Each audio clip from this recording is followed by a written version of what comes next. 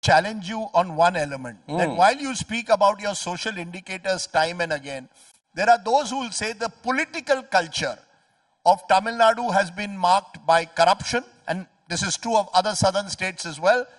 Massive corruption where the assets of elected leaders have grown disproportionately high. Many of them have gone to jail for their crimes. And therefore, while you speak about equality, the truth of the matter is you create a political elite which benefits, and the rest of the people don't benefit necessarily to the same extent. Has this model also bred corruption, dynasticism, and the ideological values have lost out? The Dravidian ideology has lost out to this political culture of corruption. Name me one state in India where there is not corruption and where there is not dynastic politics. So that's a bad answer. No, I'm not asking the question. If there is a decay in the political system, that decay is universal. I say my outcomes are better. I say my society is better. I say my development is better. You say you also have corruption. I say I may, but who doesn't? After all that, I still have better outcomes. That's the point I'm making here. Right?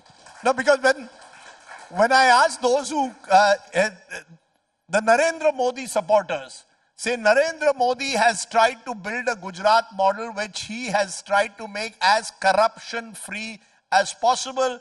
They claim that rent-seeking politicians are being slowly but surely marginalized in the so-called alleged Gujarat model. The Tamil Nadu model allows rent-seeking politicians to continue and flourish. Rajdeep, you're a well-read man.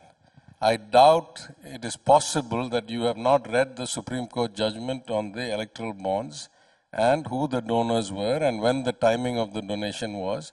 Every single one of the electoral bonds was institutionalized corruption.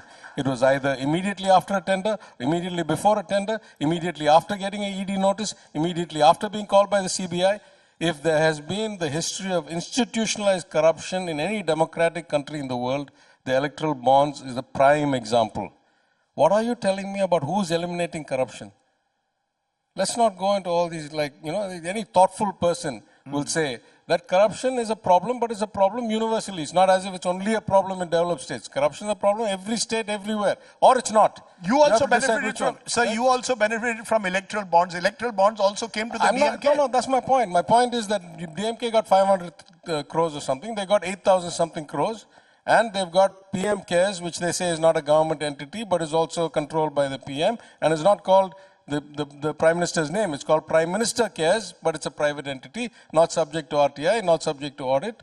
I mean, listen, this is the last kind of bastion you want to fight on, saying somehow there's purity somewhere and impurity here. If there is impurity, it's everywhere. If there isn't, it's nowhere. Right? There's no purity anywhere. Right? Can I